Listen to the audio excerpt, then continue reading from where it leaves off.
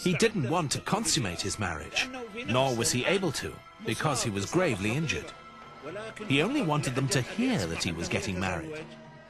They would be wondering how a man who was hit could also be getting married. They would not believe that he was hit, and this is what was intended.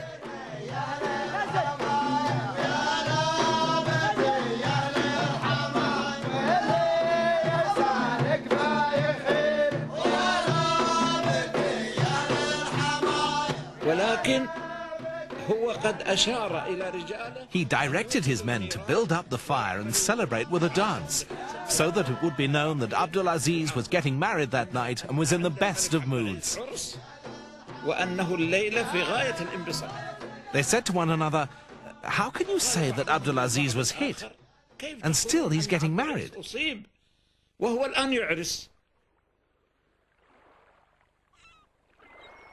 Victory in the east soon followed. Once the ruler of a landlocked state, AbdulAziz now had access to the sea, with all the wealth and contacts of overseas trade.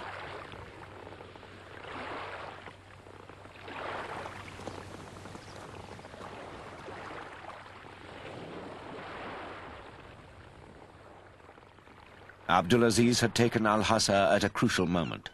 Britain and the Turks were about to go to war.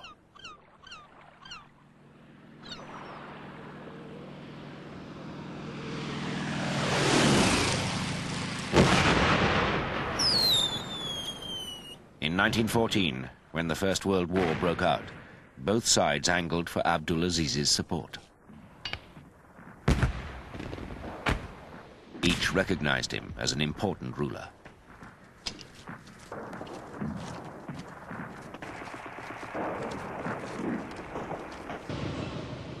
The British brought a large army to Iraq and fought their way up the rivers towards Baghdad. They needed to prevent AbdulAziz from further conquest in the Gulf. They signed a treaty with him in 1915, and the next year he went to Basra for talks to avoid being drawn into the war. There he saw the vast military build-up for the Iraq campaign. It was on a scale unknown in Arabia, with the latest military technologies.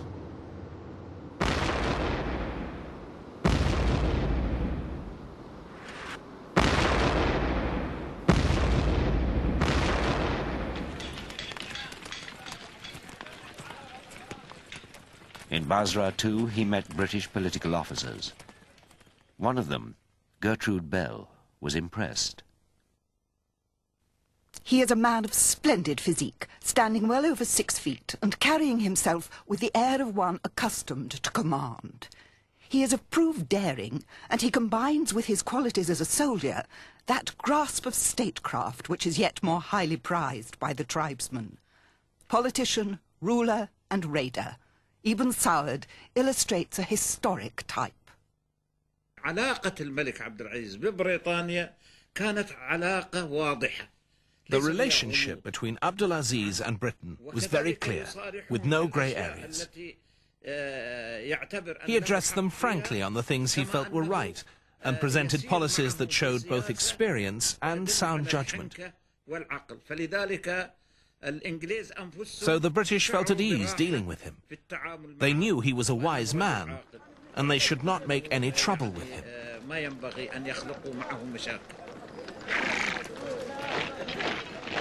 Eventually, the British won their war, and the Arab world would be transformed. In the Hejaz, Britain had encouraged the Hashemite ruler Sharif Hussein to revolt against the Turks. By the end of the war, Turkish power in the Arab world was destroyed. So the British and their allies imposed a new settlement on the territories they now dominated. They recognized Sharif Hussein in a kingdom of the Hejaz, and with their help, 2 of his sons would become kings of Transjordan and Iraq.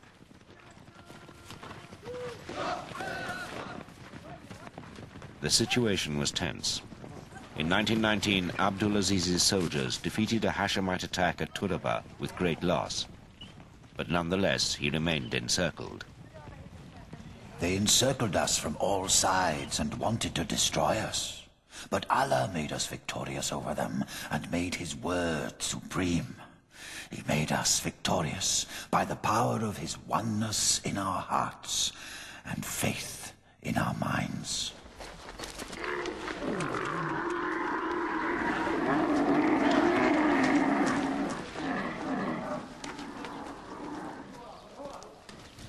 AbdulAziz was hemmed in, but he put the enthusiasm and religious devotion of his soldiers to work, continuing the unification of the country. In 1919, AbdulAziz took over the sovereignty in Asir. And then he settled matters with Hail.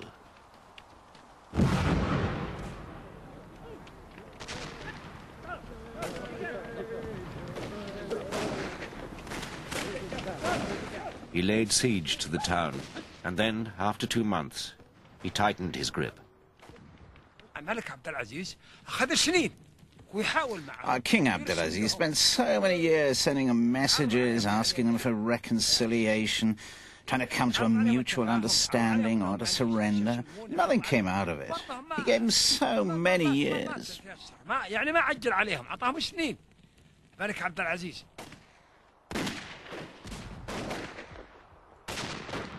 I strengthened the siege and occupied all the forts and defences around the town. They then sued for peace and accepted all my terms, and the town with its defences and garrison are in my hands. Now it has become part of my dominions, and its people my subjects, and there is nothing further to fear from them. I have pardoned them for the past. To prove it, when he had won, he welcomed the Rashid ruling family and treated them like he treated his own children and cousins.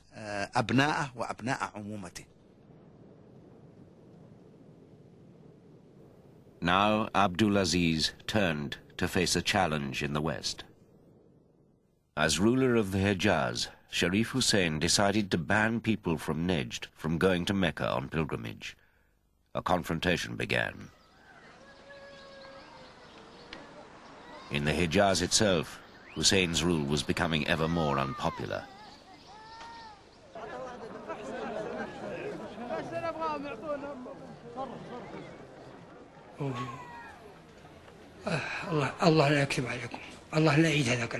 May God not bring that time again. Say amen to that. There were taxes. There was injustice. Uncle Hussein Faiz was an old man. I was considered one of his children, and he used to weep at it. He used to complain that the customs duties added to his taxes reached 20 guineas. At that time, 20 golden guineas were worth a lot. In those days, the taxes were not that much.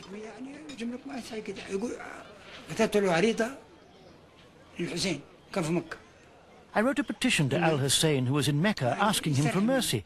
His answer was to double the amount. Either you pay or go to jail. Is that a king? You ask for mercy and he doubles the amount or sends you to jail?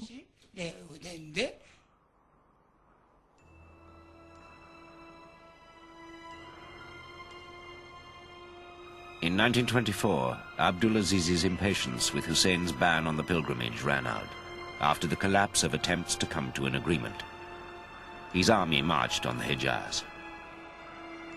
After the capture of Taif, the people of the holy city of Mecca held their breath in fear of their lives. They waited as AbdulAziz prepared to take the city.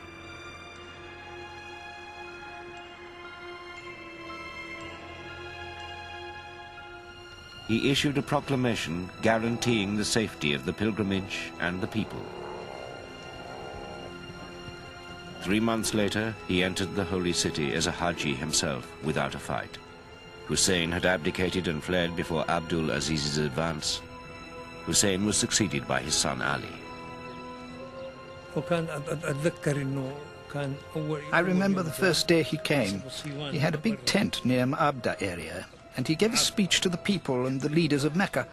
He told them, "I came here only to serve you and to serve this holy place, and I promise you security and prosperity."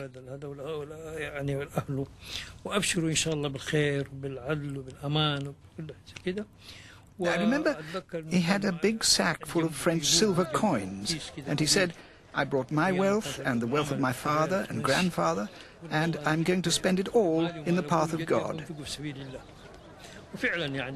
And he really did distribute the wealth.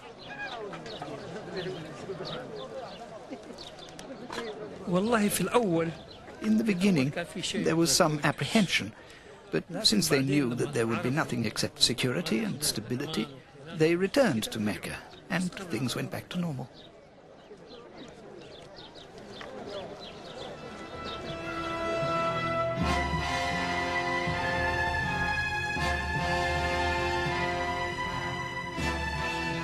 On the coast, the port of Jeddah held out. Instead of mounting an assault, AbdulAziz ordered his troops to seal off the town.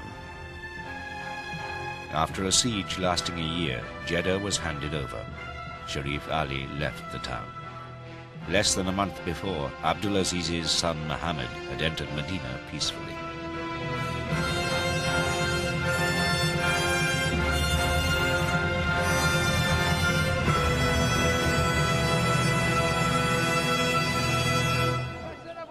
Having accepted the surrender, AbdulAziz returned to Mecca and declared an end to the war. Hejaz had once been part of the first Saudi state. It was now part of his kingdom. In 1930, Jazan too became part of his kingdom. AbdulAziz had become guardian of the holy places of Islam. He had come a long way from the privations of his desert youth. He had restored his land to the prestige it had lost, becoming the master of Arabia in the process, presiding over the progress of security and religion.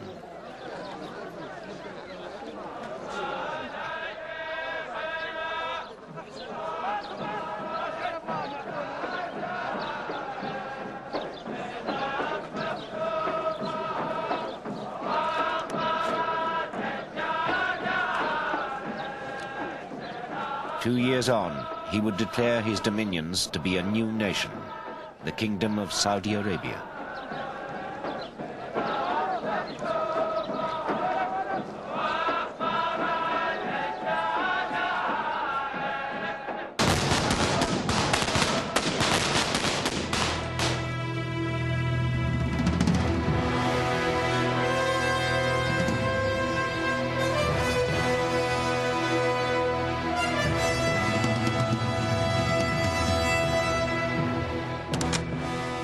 It would be his task to forge the diverse peoples of his kingdom into a united nation.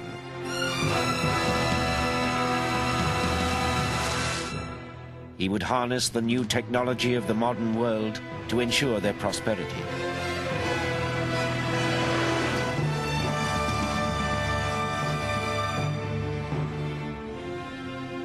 At a time when almost all Arabs were suffering under colonial rule, his kingdom would be a bastion of independence.